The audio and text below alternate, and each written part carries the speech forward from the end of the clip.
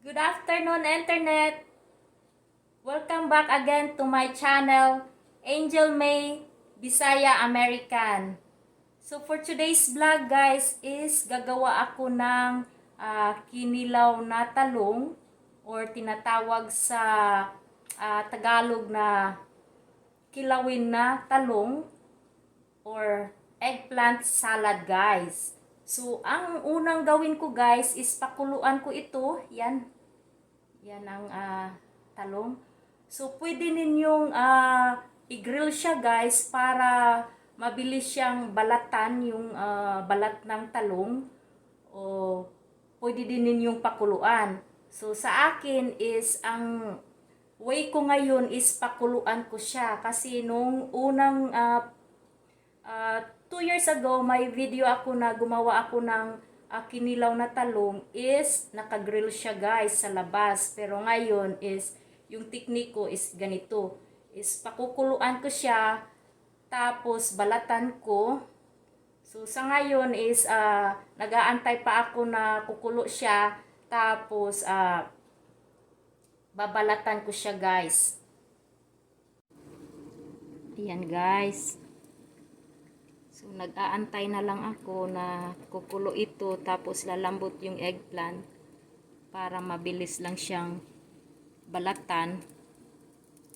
At itong klase na eggplant guys is mini eggplant dito. Mas maganda ito kasi walang seeds siya.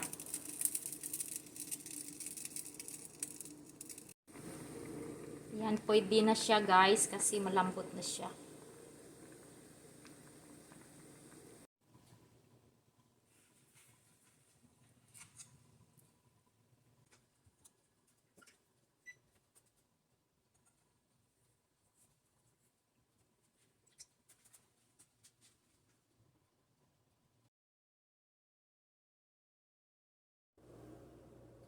There you go guys. All my ingredients is already prepared. Everything's good to go. Eggplant already cooked. Peeled already. I got calamansi from my garden. I'll use this together with the vinegar. This is homemade vinegar with pepper on it. And I will use ginger, ground black pepper, salt, purple onion, and tomato. So let's go, begin na guys.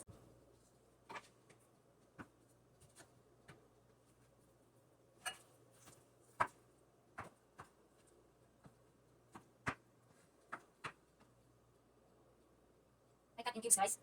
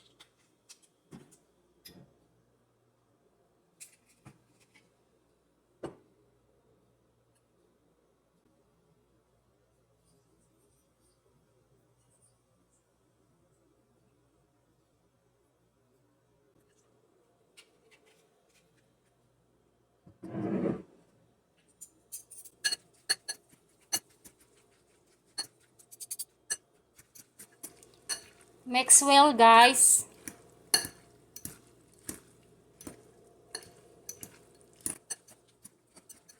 Then after this, cover it and put in the refrigerator for 4 hours or overnight.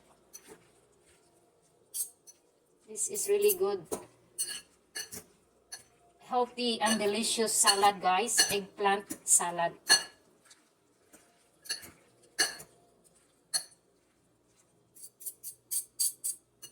This is one of the Filipino salad, guys.